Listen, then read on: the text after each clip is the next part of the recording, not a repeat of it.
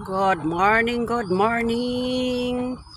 Sabado ngayon at dito na naman tayo sa farm, sa bangkag, sa bukid. Kung anong tawag nyo dito. Dito tayo ulit kasi tumigil na ang ulan. Kagabi, maraming star sa taas. Bakit biglang umulan na naman kaninang madaling araw? Ayan na at makulimlim na ang panahon. Kaya binilisan ko na ilabas yung mga alagang kambing para makakain sila habang wala pang ulan. Mamaya ulan na naman. Kawawa ang ating mga alaga. Kaya ito na sila kumakain habang Kasi kung hindi mo sila tutukan, kawawa sila kasi mga buntis. Kaya ayan, sige kain na. Andun na yung mga iba. Kung anong ginagawa, lakad-lakad naman sila. Hindi sila kakain para mabusog. Yan. Naghahanap sila ng ibang putahe yata. Oh, yan na sila. Oh, yan. Ito naman na aking garden.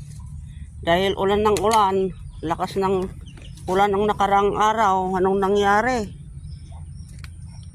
Ang bagal nilang lumaki, oh.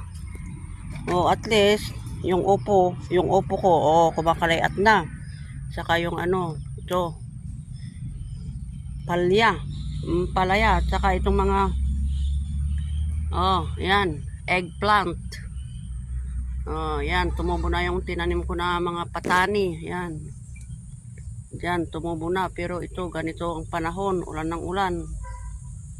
Ayan, yung patani dyan, umuusbong na.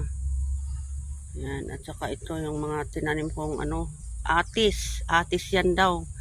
Atis na pinahingi ng aking kilala na galing ibang bansa daw yan na atis, imported. Kaya may atis naman kami dyan.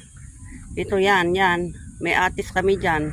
Pag namumunga, umiitim yung bunga tapos mahuhulog na. Walang naaani. Ibang atis siguro yan. Kaya nagtanim ako ng ibang atis naman na klase dito, baka sakali maka-harvest tayo pag namunga. At saka yan, nagtanim ako ng anong pangalan nito? Yung violet ang bunga, obi. Yan, ilang puon yan. Nandyan yung iba. Yan. Ayan na, ito ang aking pinagpagurang garden.